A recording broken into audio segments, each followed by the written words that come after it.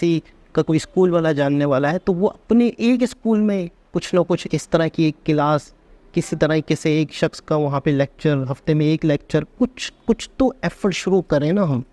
हम सिर्फ गवर्नमेंट और पूरे निज़ाम में देखो, एकदम निज़ाम तब्दील नहीं होता। मिसाल के तौर पर हम चाहते हैं एक बटन दबे, गवर्नमेंट जो है वो स्कूलों में हर जगह आईटी का। अस्सलामुअलैकुम, नमस्ते, सत श्री अकाल। उम्मीद करता हूँ ठीक होंगे, खुश होंगे। दोस्तों जहाँ रहें खुश रहें, माँ बाप का ख्याल करें, क्योंकि माँ बाप हैं तो सभी कुछ है।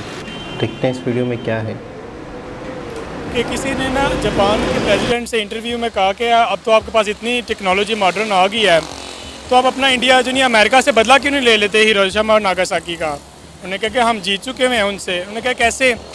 कहता है दुनिया की सेफेस्ट प्लेस जो है ना वाइट हाउस, उस पर जाके जो ताला लगा हुआ है ना उस पर लिखा हुआ मेड इन जापान। यानी कि उन्होंने क्या किया कि अपनी टेक्नोलॉजी से कि उनको बीट किया है कि आज उनको अपनी सिक्योरिटी के लिए किसकी मदद लेनी पड़ रही है, जापान की।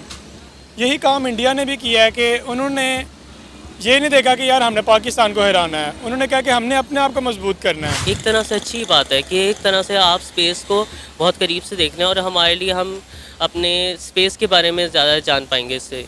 अगर कहते हैं हम लोग इंडिया से दुश्मनी को हटा के देखते हैं, इस पॉइंट ऑफ व्यू से देखते हैं, तो एक तरह से एक्सपीरियंस ही है जो हम डिस्कवर कर रहे हैं किसी चीज़ को। और ये कहते हैं it's kind of a new world for us. हम यहाँ पे बैठे हैं क्योंकि हम तो जिस मुल्क में हम रह रहे हैं यहाँ पे तो हमारे लिए तो अपॉर्चुनिटीज़ नहीं है, तो हमें इतना आगाह ही नहीं किया गया हमें कि हम साउथ पोल क्या है और नॉर्थ पोल क्या है। ठीक है, ये आपसे ही पता चला है हमें कि नॉर्थ पोल और साउथ पोल में दो डिफरेंट चीज़ें हैं। वो पहला मिशन होगा जो साउथ पोल पे लैंड करेगा, हमें नहीं पता। देखिए अगर उन्होंने मेहनत किया है तो फिर वो डिज़र्व करते हैं। ठीक है, उन्होंने कोई हमें हराने के लिए तो नहीं ये बात की है, या हमें हराने के लिए तो नहीं कि हम इंडिया के जनिए अगर पाकिस्तान से कोई मुकाबला नहीं उनका चाह रहा, उनकी अपनी इस्टेब्लिशमेंट के लिए चल रहा है। तो अगर उन्होंने मेहनत किया है तो फिर मैं दुआ दूँ कि वो डिज़र्व भी करें इस चीज़ को, सक्सेसफुल। अस्सलाम वालेकुम, नमस्ते, सत श्री अकाल। मैं हूँ सनाम जद। नाज़रीन, इसरो ने चांद के क्लोजअप इमेजेस रिलीज़ किए हैं और चांद के ये क्लोजअप इमेजेस जो हैं वो लैंडर विक्रम ने कैप्चर किए हैं, जिसको देखकर पूरी दुनिया हैरान और परेशान हो गई है। सिर्फ 5 दिन रह गए हैं चंद्रयान 3 के चांद के साउथ पोल में सॉफ्टली लैंड करने के लिए। इस वक्त दुनिया भर की नज़रें इंडिया के मून मिशन चंद्रयान 3 पर हैं। इसी पर आज हम बात करेंगे पाकिस्तान के अवाम से, तो आइए चलिए हमारे साथ। अस्सलाम वालेकुम। जी वालेकुम सलाम। सर, आपका नाम? एहतिशाम हैदर। एहतिशाम, क्या करते हैं? मैं जॉब करता हूँ FIA में। एहतिशाम, क्या कहेंगे, भारत का चंद्रयान 3 मिशन चांद के साउथ पोल पर लैंड करने वाला है, चांद के बहुत करीब पहुंच चुका है, सिर्फ 5 दिन रह गए हैं उनकी लैंडिंग में। क्या कहेंगे इंडिया के चंद्रयान 3 मिशन पर आप? देखिए सबसे पहले तो जैसे कि हमारे कैसे भी कॉम्प्लिकेशंस चल रहे हैं इंडिया के साथ, हम शुरू से अपने आप को उनके साथ कंपेयर करते आ रहे हैं कि कैसे किस तरीके से उनको बीट किया जाए। देखिए ये जो इस वक्त दौर है ना, ये है कोल्ड वार। इसमें आपने अगर किसी को हराना है ना तो आप उसको डायरेक्ट अटैक करके नहीं हरा सकते। आप अपने आप को मजबूत करें, आप ऑटोमेटिकली जो है वो जीत जाएंगे। इसकी मैं एक छोटी सी मिसाल दूंगा कि किसी ने ना जापान के प्रेसिडेंट से इंटरव्यू में कहा कि अब तो आपके पास इतनी टेक्नोलॉजी मॉडर्न आ गई है, तो आप अपना इंडिया जो नहीं अमेरिका से बदला क्यों नहीं ले लेते हिरोशिमा और नागासाकी का। उन्होंने कहा कि हम जीत चुके हुए हैं उनसे। उन्होंने कहा कैसे? कहता है दुनिया की सेफेस्ट प्लेस जो है ना वाइट हाउस, उस पर जाके जो ताला लगा हुआ है ना उस पर लिखा हुआ मेड इन जापान। यानी कि उन्होंने क्या किया कि अपनी टेक्नोलॉजी से कि उनको बीट किया है कि आज उनको अपनी सिक्योरिटी के लिए किसकी मदद लेनी पड़ रही है, जापान की। यही काम इंडिया ने भी किया है कि उन्होंने ये नहीं देखा कि यार हमने पाकिस्तान को हराना है, उन्होंने कहा कि हमने अपने आप को मजबूत करना है। तो इसके लिए उन्होंने अपनी सबसे पहले तो एजुकेशन पे जोर दिया है। एजुकेशन पे आप देखेंगे इस वक्त हमारे तकरीबन पढ़े लिखे ग्रेजुएट क्या PhD भी अगर आप लोगों से पूछेंगे ना आर्टिफिशियल इंटेलिजेंस के बारे में, उनको नहीं पता इस बारे में कि वो होती क्या है। तो इंडिया में इस वक्त एज अ सब्जेक्ट जैसे हमारे फिजिक्स केमिस्ट्री है, उनके आर्टिफिशियल इंटेलिजेंस सब्जेक्ट भी ऐड हो चुका हुआ है। तो डेफिनेटली फिर उनके बच्चे जब आर्टिफिशियल इंटेलिजेंस को पढ़ेंगे तो उनके नज़दीक तो फिर और ख्वाहिशात पैदा होंगी कि इसके ज़रिए हम क्या क्या काम कर सकते हैं। तो मैं चाहता हूँ कि इस वक्त हमारे जो एजुकेशन सिस्टम है ना उस पर फ़रोग दिया जाए, उसको बेटर किया जाए, मॉडर्न एजुकेशन को जो नहीं लोगों को टीच किया जाए। तो मैं समझता हूँ कि फिर इस तरह हम इंडिया को कम्पीट कर सकते हैं। आपने एक बड़ी अच्छी बात की कि जापान के हवाले से कि उनके जो है सिक्योरिटी किस तरह दी जा रही है। अब आप ये देखें कि इंडिया ने भी तो चांद पर अपना झंडा लगाकर ये साबित कर दिया ना कि आज वो कहाँ पर खड़ा है और पाकिस्तान कहाँ पर खड़ा है। हम हमेशा जो है इंडिया के साथ हर चीज़ में अपना मुकाबला करते हैं, लेकिन आज इंडिया का जो झंडा है वो चांद पर पहुंच गया और हम इसी बात पर फ़ख्र करते रह गए कि जी हमारे चांद में झंडा है और बॉर्डर पर हमारे जो सिपाही हैं, हमारा जो फ़ौजी है, उसकी टांग जो है वो इंडिया के फ़ौजी की टांग से ऊपर होती है। मुझे लगता है जो हमारी दोनों मुल्कों के दरमियान की जंग थी वो इंडिया वो जंग जीत चुका है और शायद बहुत अरसा पहले जीत चुका है। देखिए, ये टांगे उठाना या इस तरह की बातें करना, ये तो मैं नहीं समझता कि कोई ज़ेब देता है। अच्छी बात है, ठीक है, क्योंकि आपके सामने है कि इस वक्त हम जो इस वक्त दौर है ना वो है मॉडर्न टेक्नोलॉजी का। मैंने पहले भी बात की है, इंडिया के हमसे आगे बढ़ने की वजह क्या है। आपने एक नाम सुना होगा, इंडिया की कंपनी है टाटा कंपनी। हमारे पूरे पाकिस्तान में सिर्फ 6 लाख वेब डेवलपर हैं और उस अकेली कंपनी में जो नहीं 8 लाख डेवलपर हैं। उनकी 67 जो यूथ है ना, 67% है, वो मॉडर्न टेक्नोलॉजी के बहुत ज़्यादा करीब है। मींस के उनका आईटी के साथ बहुत ज़्यादा ताल्लुक है, डेवलपमेंट के साथ बहुत ज़्यादा ताल्लुक है। तो मैं भी चाहता हूँ कि इस वक्त हमारी जो यूथ है ना, इसको चाहिए कि अपना रुझान जो है वो आईटी की तरफ बढ़ाए। जैसे तैसे भी करके बहुत सारी यूट्यूब पे वीडियोस पड़ी हुई हैं, आप लोगों को फ्री ऑफ कॉस्ट पॉडकास्ट मिल सकते हैं, आप उनसे जो नहीं मॉडर्न एजुकेशन हासिल करें। तो बेहतर है कि अपने आप पे फोकस करें कि बजाय कि इंडिया क्या कर रहा है, जापान क्या कर रहा है, हमें इस चीज़ से कोई लेना देना नहीं है। हम पाकिस्तान में रहते हैं, पाकिस्तान से खाते हैं, तो बेहतर है कि हमें पाकिस्तान से मोहब्बत करने का सबूत जो नहीं है वो यही है कि हमें इसको खूबसूरत बनाया जाए। सर, मैं आपको कुछ तस्वीरें दिखाना चाहती हूँ जो इंडिया के जो चंद्रयान मिशन है उसने भेजी हैं। ये सर वो कुछ पिक्चर्स हैं जो इसरो ने रिलीज़ किए हैं। ये क्लोज़अप है चांद के जो चंद्रयान 3 ने चांद से भेजे हैं। देखिए, वो तो डेफिनेटली जितने कर वो कोई आज से तो नहीं कोशिश कर रहे। तकरीबन 2 साल पहले भी अगर देखा जाए तो 4 साल पहले चंद मील के फासले से जो नहीं है वो रिटर्न हुए थे। तो वो मोदी को बाकायदा जो नहीं है कैमरे में रोते हुए भी लोगों ने देखा, बड़े हंसते कि लो जी कितने बिलियन डॉलर्स का जो नहीं नुकसान हो गया। लेकिन आज देखा जाए तो वो बहुत करीब पहुंच चुके हैं। हर कोशिश उन्होंने की है, डायरेक्ट तो नील आर्मस्ट्रॉन्ग भी नहीं पहुंचा होगा, उन्होंने भी 1-2 दफ़ा जो नहीं है बहुत करीब से वापस आए होंगे। सर वापस नहीं आए थे। पहला जो इंडिया का चंद्रयान 1 मिशन था वो चांद पर लैंड भी किया था, उसने चांद पर पानी भी दरियाफ्त किया था। जो इंडिया का दूसरा चंद्रयान 2 मिशन था वो चांद पर पहुंच तो गया था लेकिन वो सॉफ्टली लैंड नहीं कर पाया था, क्रैश लैंडिंग थी। असल में ये जो सारा मामला है ना ये सॉफ्ट लैंडिंग का है।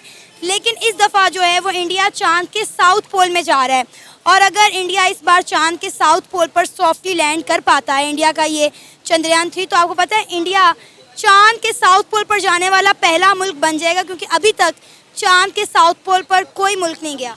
देखिए, मेहनत जिन्होंने उन्होंने की है वो डिज़र्व करते हैं।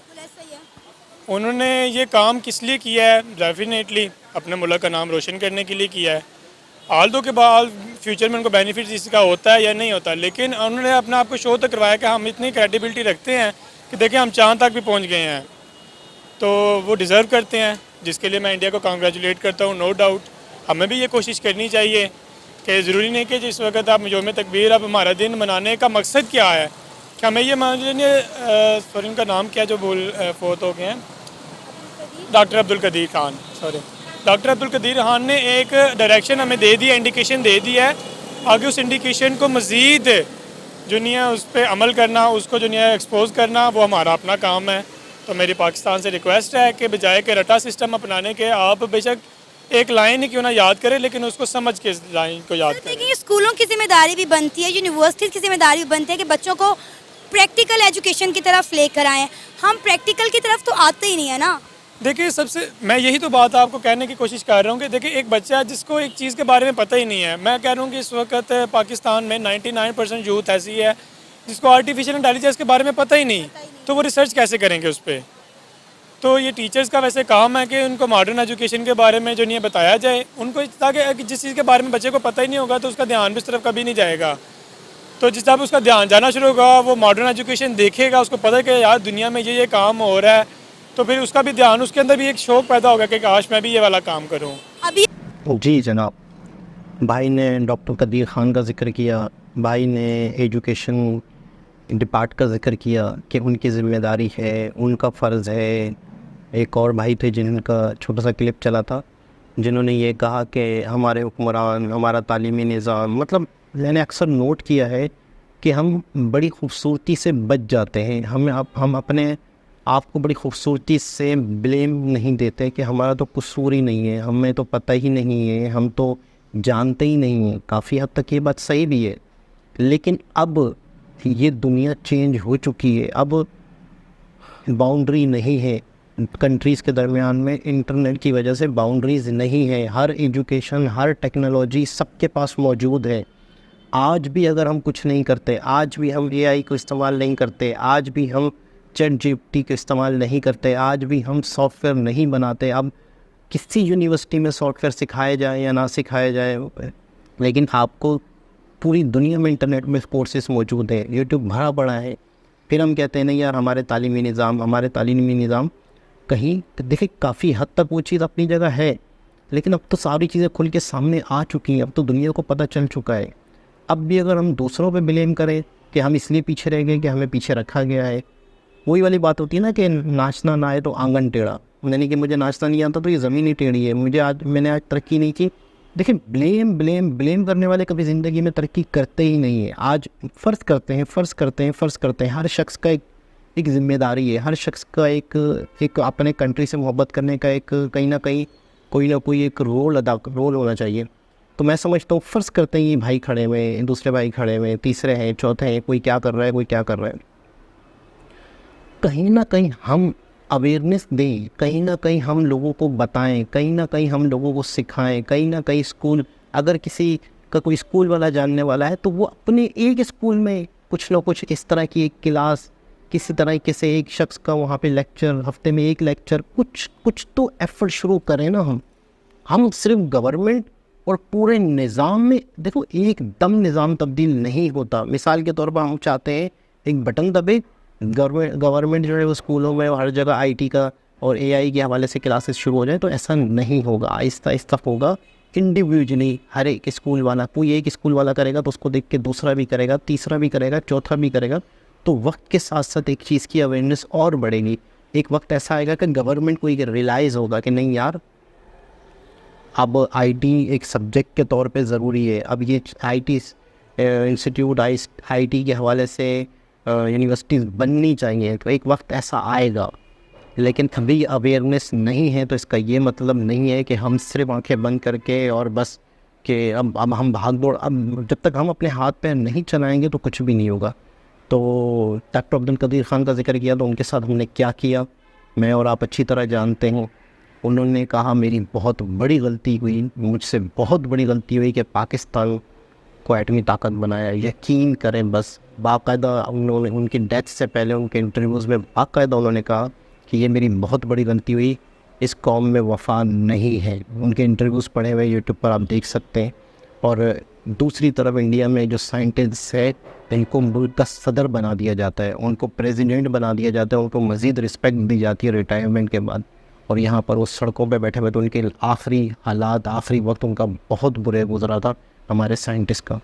तो एक बहुत ही ज़बरदस्त वीडियो थी, बहुत अच्छा लगा। दोबारा किसी और के साथ मुलाकात होगी, जब तक के लिए अल्लाह हाफ़िज़।